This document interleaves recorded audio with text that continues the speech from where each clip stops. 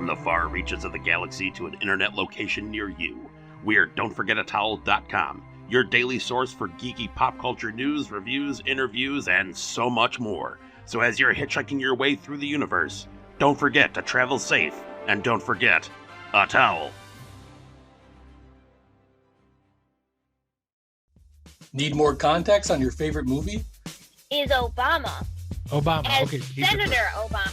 Ever wonder why they did or didn't do that thing or include that scene? This is prime. This is quality entertainment. Check out Gutsy Media Podcast as my friends and I take a deep dive into everything from blockbusters to indie films. The weakest apple cider bitch beers. Follow us on Twitter, Facebook, Instagram, and YouTube. That's Gutsy Media Podcast for everything movies. The following is a DFAT Entertainment Podcast, recorded and edited by Jake Duell.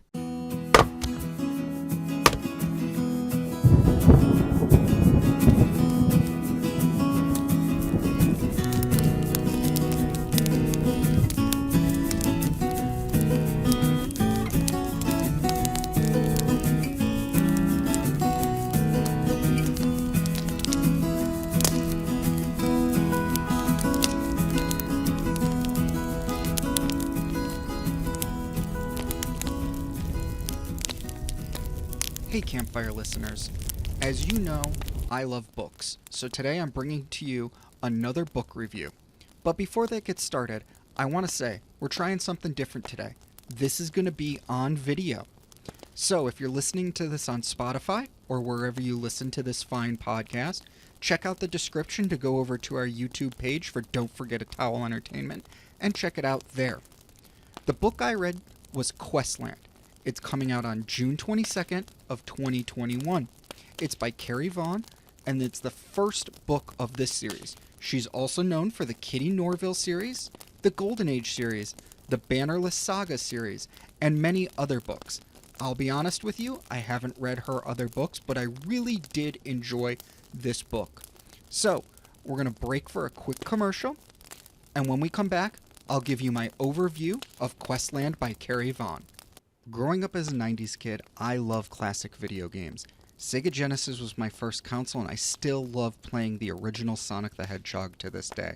Sometimes these classic games are hard to find. That's why I'm happy to point you to Ridley's Gaming Realm.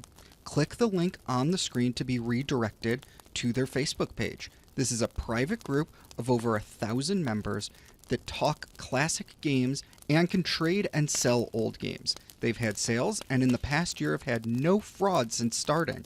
Let's quickly check out a post below. So being a Sega kid, this post stood out to me. It's already sold, but this is just one of the great sales on Ridley's Gaming Realms page. A seller here has posted all of the Sonic games for Sega. That includes the original Sonic 2, Sonic 3, Sonic & Knuckles, and Spinball, plus the great games of X-Men, Street Fighter, Mortal Kombat 2, and I can unfortunately say I've never played Jurassic Park, but I figure it's got to be a great one. There's more sales just like this on Ridley's Gaming Realm, so if you are watching this on video, click the link below. If you're listening on Spotify, check out the description to be redirected to Ridley's Gaming Realm. Questland is a book that's not afraid to ask the question, how Moby Dick and Pokemon are symbolic of rampant capitalism. This was one of the first lines in this book, and it was a very funny line that had me hooked early on. It was an amazingly fun book. I really, really enjoyed this book. Questland comes from the same love of geek culture that books such as Ready Player One do. The main difference being the world of Questland is not nearly as dark. At times it is, though. Though it doesn't start with a shooting or have many explosions, there are explosions and shootings in the book. It's not so overly complicated in geek culture either. I felt this book was more accessible than Ready Player One, which was very nice, but it did have some deep role-playing, LARPing, and Dungeons & Dragons references. The heart of this book is that it's a D&D adventure brought to life in the real world through the use of technology. One of the interesting concepts of this book is that it conflicts very well with people who are trying to live the medieval life and having to interact with modern-day mercenaries on their island in a mission to retake it. The main character, Dr. A.D. Cox, is a literature professor who's brought on the mission to retake the island of Morbius, a D&D live game island. It's very much not unsimilar to Westworld. The reason A.D. is brought there is her ex-boyfriend, Dom, may be at the heart of the island's takeover, and the rich Elon Musk-esque owner of the island wants to reclaim his property. A.D. has a team with her of former soldiers that are going to try to retake this island. They have to solve puzzles and deal with dangerous situations. And Morbius has it all, from unicorns to dragons to self-sufficient villages to complex puzzles. It's a LARPer's dream world, D&D truly brought to life. One thing I loved about this book was how easy it was to read. Most nights I did not want to put the book down. Not only was it fun and engaging, but it was downright addicting. At the end of the book, I knew I wanted more. All I hope is that Carrie Vaughn decides to make this into one of her series, and Dr. A.D. Cox's stories continue. With that said, let's take a brief moment to hear from one of our sponsors. After that, we'll get to my spoilers review of the book. With vaccines causing COVID to wind down, it's time to get traveling again. Sometimes you don't want to go through the hassle of planning your travels. That's why you should check out Off the Pages Travel. They're available on Facebook, and if you're watching on video, you can click the link on the screen, or listening on audio, check out the description in the podcast. Off the Pages Travel is your home for your travel needs. They are excited to assist you with everything from simple tickets and vacation rentals to a full all-inclusive getaway. They have group rates available, and you can message them right from their Facebook page for your quote. If you want to travel, check out Off the Pages Travel. So if I wasn't clear before that commercial break, there will be spoilers ahead. I cannot say enough about the character of Dr. A.D. Cox. She was well written, and this is in part because she was extremely flawed, but in a normal human way. To start out, she had a very compelling and sad modern backstory. She was the survivor of a school shooting in her teenage years, a shooting that took the lives of her best friend and her boyfriend. This left her with trauma that shapes who she is and she has to deal with throughout the entire book. I really enjoyed this backstory, as it's something real in this world. There's been too many school shootings, and more characters, I think, as things expand, will have this. And the last time I really saw it addressed in culture was an American Horror Story, which actually tried to humanize the shooter by having him in a haunted house, which made him go crazy.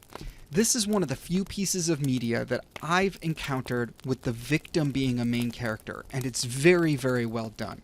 I also love that A.D.'s a geek. She truly loves what's being attempted on the island, and oftentimes this gets the group in trouble. She wanders off to try to tackle a puzzle that she thinks important, and it is, but others don't understand it. She treats it like a true D&D game. A couple times, though, she might hit a few critical failures. Though treating it like a game doesn't only get her in trouble, it saves their lives as well. The thing about the island is that it is a game that has gone wrong. It went from being set up to be the difficulty of I'm here from the story to actually being on hard mode when they arrive. One of the hardest things I found about A.D.'s character, though, was her relationship with her ex-Dom. Though he is not outwardly abusive, of course, maybe he is as he kidnaps A.D., there is a level of abuse with him. I find it hard as he's built some of the island for A.D. When she first meets up with him, she falls back under his spell, the spell of familiarity. That does break, though I found this section of the book uncomfortable. I think that was intentional, though. And then the other main characters are the mercenaries with her, though they seem secondary, which I think is also intentional. The characters are not nearly as fleshed out, but they are fun characters, and at times they fill out the Dungeons & Dragons archetypes, which I doubt wasn't intentional. I'm interested if a second book happens in this series to see how these characters are used. Finally, the most interesting group of secondary characters is actually the engineers who work on the island. They're split into 3 factions, each being led by one of the heads of the project. Before the island was on lockdown, they knew what they were working on for the island could actually be used by governments. This was actually how the island would pay for itself, through contracts to sell some of their items, like drones with tasers attached. What's most interesting about this group is the paranoia and infighting that's caused by their company's actual founder.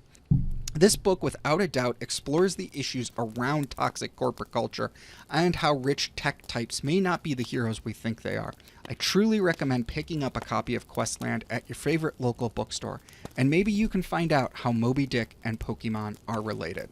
Campfire listeners, I hope you enjoyed this. It's something completely different for me, and I know the video was probably pretty rough. I'll get better at it, but I'm not really sure where to look because, I don't have a director. I have a camera in front of me and a script, if I'm going to be honest with you. With that said, though, I end this with a quote, and I've referenced this multiple times, so I'm going to go right from the book here and say, "Tell me the truth," I said finally. Are you just wanting to play a bunch of Pokemon Go and somehow call it working on your midterm paper? With that, enjoy your day.